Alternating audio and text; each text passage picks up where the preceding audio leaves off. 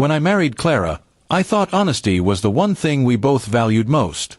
We built our life together from scratch, a small apartment, late-night dinners after long workdays, and promises whispered in the dark. She was warm, smart, and full of life. But lately, something had changed. She started going out more, claiming she needed time with friends. I didn't question it at first. Trust, I believed, was the foundation of love. One Friday evening, Clara told me she was staying the night at her friend Mia's place. She packed a small overnight bag, kissed me on the cheek, and left with that familiar smile that used to make my heart melt. I nodded, pretending everything was normal. But deep down, a quiet voice whispered that something wasn't right. Later that night, I decided to text Mia. Nothing suspicious, just casual. "Hey, Clara said she's staying with you tonight. I hope you two have fun catching up." I didn't expect much, maybe a cheerful confirmation. But Mia's reply made my stomach twist. "Wait, what? Clara's not here. I haven't seen her in weeks." For a moment, I just stared at the screen, rereading the message again and again. My heart pounded as a mix of confusion and betrayal rushed through me. I wanted to believe there was some kind of misunderstanding. Maybe she made a last-minute change. But the way she had looked at me before leaving, calm, confident, told me otherwise. I didn't want to make a scene or call her right away. Instead, I decided to stay calm and think. I knew Clara well.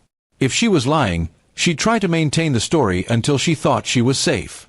So I came up with a plan, one message that would make her reveal herself. I typed a short text. "Clara, I just got a call from Mia. She said you never showed up. I think something's wrong. Should I call the police?" Less than a minute later, the typing dots appeared. Then her reply came. "No. Don't call anyone. I'm on my way home. I'll explain everything." My hands tightened around the phone. I didn't respond. I just waited, heart pounding, eyes fixed on the door. Half an hour later, Clara rushed through the front door, breathless and nervous. Her hair was messy, and her face pale. She tried to smile, but it faltered. "I can explain," she said, her voice trembling. I stayed silent. I didn't yell, didn't accuse her. I just let her speak.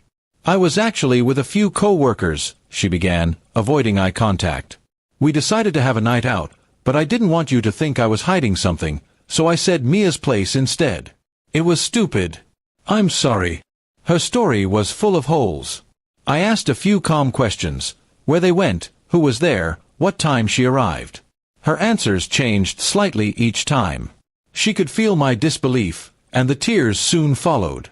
"Please, I didn't do anything wrong," she whispered. "I just didn't want an argument." I didn't reply right away. I stood up, walked to the window, and looked out at the dark street. "Clara," I said finally, "you didn't just lie to avoid an argument. You lied because you thought you wouldn't get caught. And that's worse than anything else." The silence that followed was heavy. She wiped her eyes and tried to reach for my hand, but I stepped back. "You broke something tonight," I said quietly. "And I don't know if it can be fixed." That night, she slept in the guest room. I stayed awake, staring at the ceiling, replaying every detail of the past few months. The late-night texts, the new perfume, the mysterious smiles. Whether she had cheated or not didn't even matter anymore. What mattered was that she had looked me in the eye and lied. The next morning, she left early for work, leaving a note on the counter. "I'll do anything to earn your trust back." I folded it carefully and put it away. Maybe she meant it. Maybe she didn't. But one thing was clear. The person I had loved so deeply had become a stranger, and trust, once broken, would never be the same again. And all it took was one text, one simple truth, to make her rush home and face what she'd tried so hard to hide.